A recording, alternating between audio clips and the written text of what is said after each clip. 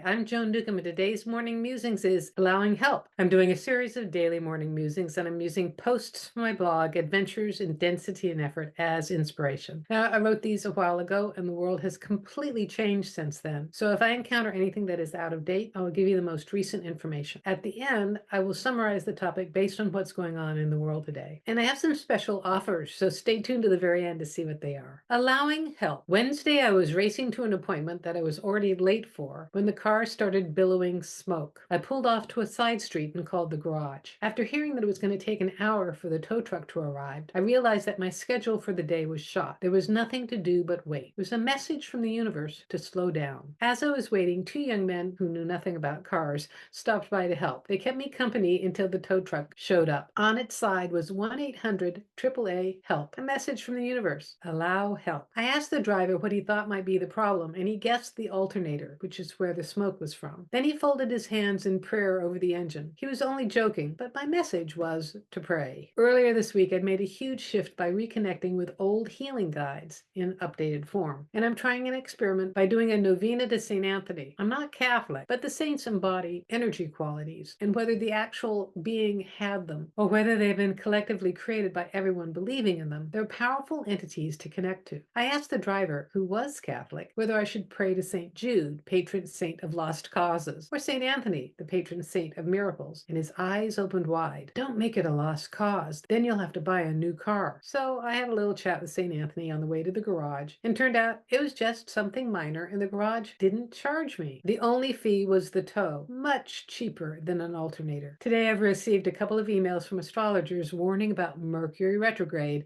and also Mars squaring Uranus opposing Pluto. Mercury's going retrograde for most of August, causing things to slow down, affecting communication, travel, electronics, legal contracts, and more. Mars, Uranus, Pluto calls for aggressive or even explosive surprises. The warnings have been about potential earthquakes or fires, or serious, even tragic events. Now, even though the world is a hologram, I see the energy of the planets as part of the vibrational programming of a full immersion video game. As players, we have free will to navigate through this to have a different experience. If we deal with our inner earthquakes, we're less likely to collectively create one. If we slow down and consciously walk through what's happening in front of us, we're less likely to create slamming into a roadblock of an external kind. What's happening for me is as I let go of the struggle of trying to make things happen, things have started changing. As I let go of trying to do it all myself, people show up to connect with, showing me that I'm not alone in what I'm going through. Notice what your inner earthquake is at this time. Don't avoid it or run from it. It only makes it bigger. If you ignore it, you're in for one doozy of a shakeup. Acknowledging it often makes it more manageable. If it's not something easily walked through, break it down into baby steps. Do the next indicated thing, and that's all you have to do at the moment. Try this for the next 7 days and see what happens. Well, so what's interesting is that I'm recording this in August, and I wrote that, I'm pretty certain, in August, and we're in the middle of another Mercury retrograde. I've learned a couple of new things about Mercury retrograde recently. I believe Uranus and Pluto is also at play. It's just in a completely different part of the sky now. Pluto's in a different sign, but we're all still being influenced by these shocking surprises and these shakeups and these slowdowns and these miscommunications and all sorts of things like that. And I view astrology as energy weather. And just like you have a prediction for the weather, and at least here in the Northwest, you can predict the weather and it'll change the next moment. And the other thing I have found is that sometimes on this island that I'm on, it'll be raining at the north end and not raining at the south end. Interesting weather patterns. So this is all about what you're navigating and what your inner earthquake may be, or what external earthquakes you might be affected by. I would say don't avoid them or run from them. You can dive right through them if you need to, and acknowledge them. And the thing that happens when you acknowledge things is that you get your power back from the illusion. You get your power back from whatever has been preoccupying you, stealing your attention, and tell the truth about it.